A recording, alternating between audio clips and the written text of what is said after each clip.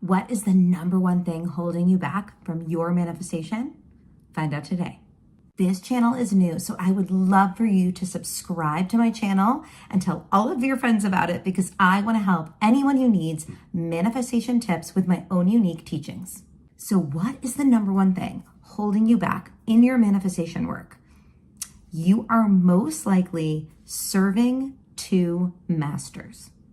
This concept is in the Bible.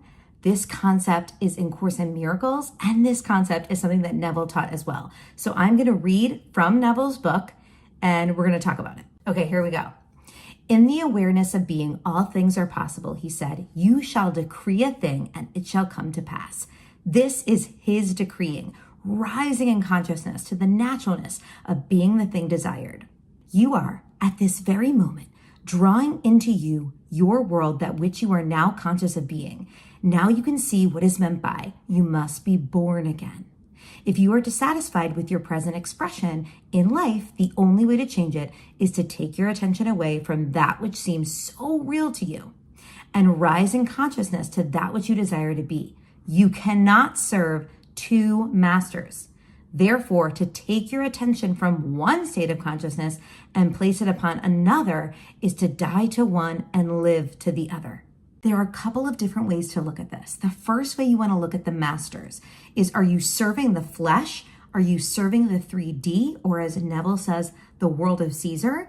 Is that what you're serving? Or are you serving the internal state? Are you serving the 4D? Are you serving the spirit? Another way is, are you serving your past self and all, the negative things that have happened to you? Or are you serving your future self? What you really want, who you want to become? Being born anew. So this is what is blocking your manifestation. So that's great. How do we fix it? How do we change it? How do we make sure that we're only serving one master? Remember, it's the dominant state that impresses the subconscious mind and then in turn manifests. So obviously, you're not going to be 100% always serving the master you want, serving the master of the new you, serving the master of the spirit instead of the flesh, right? Serving the 4D imagination instead of the 3D reality, right? So you're not going to be doing that 100% all the time because you are human. You are a character in a movie and you have emotions and you have reactions to the 3D. And that is human nature, to react to the 3D.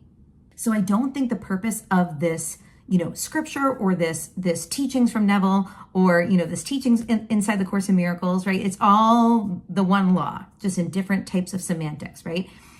But I think the purpose of it is to remember, to constantly remember. And that comeback rate, making that comeback rate super short from the negative back to the positive, right? From the wrong master back to the right master. So of course, one way to make sure this is happening is with the different techniques you're using to help yourself get into the state on a daily basis. Your daily habitual habits of mind, how you are mastering your mind, how you're doing that on a daily basis. So the first way you're going to help your brain do this every day is with a really powerful statement, claim, or affirmation you can say, okay? I got this from Bashar. This is the claim. This is what you're going to say. This is the statement. Here we go. Circumstances don't matter, only my state of being matters. When anyone says circumstances don't matter, I want to literally punch them in the face.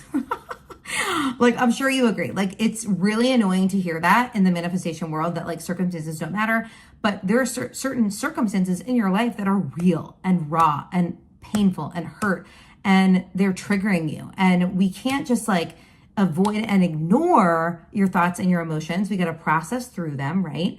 So the purpose of the affirmation is not to be perfect in this. The purpose of the affirmation is a constant reminder phrase to remind you to come back and remind yourself, okay, wait, this circumstance, it feels real, but that is not real. The flesh, the world of Caesar, the 3D, it's not real. It's an illusion. What's real is the 4D. What's real is the internal. What's real is the spirit, right? And so it's reminding you to go back to the state of being. And maybe, just maybe, that's recognizing that you're in a pretty crappy state of being and, just honoring that and having grace for yourself as you slowly get back. The second way you can do this is recognizing that this two master duality thing we're doing being physical and being spiritual at the same time, right? Being in this kind of matrix world of 3D that's not really real, and, really learning how to reprogram ourselves to go more focusing on the 4D, right? Or another way to say it is, because we're also programmed to constantly focus on what's wrong, constantly focus on what's not going right, right? And obsess over that, obsess over our past failures, obsess over the past us or the negative things that are happening, right? Versus focusing on what we do want, focusing on the state. For whatever reason, we are very collectively programmed to not do it the positive way. We're collectively programmed to do it the negative way. It's just kind of how our brains work. It's like the survival brain, the reptilian brain, whatever you want to call it, right?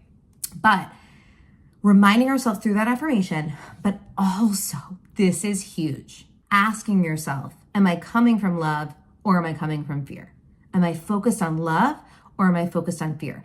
And the reason why that's so powerful is because you can really show yourself, okay, wait a minute, I am worrying that I'm never going to get a job, or I am worrying that I'm never going to lose the weight, or whatever the desire is that you're having doubts about, or you're having these negative thoughts about. You'll start to recognize that, and then you'll be like, oh, right.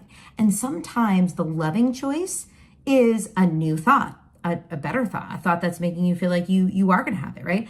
But sometimes the loving thought is just having grace for yourself and loving yourself back to that positive thought, because sometimes we are going to be very triggered by the 3D. And I truly don't think that what Neville or Jesus meant by this is that you have to be perfect 100% of the time, right? Again, we are collectively programmed to serve the flesh. We are collectively programmed to serve this world of Caesar, right? And to think that what we're seeing is reality, what we're seeing is real. But we need to deprogram, and we need to put a new operating system into the brain and realize that we can manifest through the focusing of our mind on the love, on the imagination, on the spirit, right? So that is how you're going to combat this issue, and you're going to fix all of your issues with manifestation. I hope you enjoyed this video. Make sure to subscribe to my channel, and I'll talk to you tomorrow.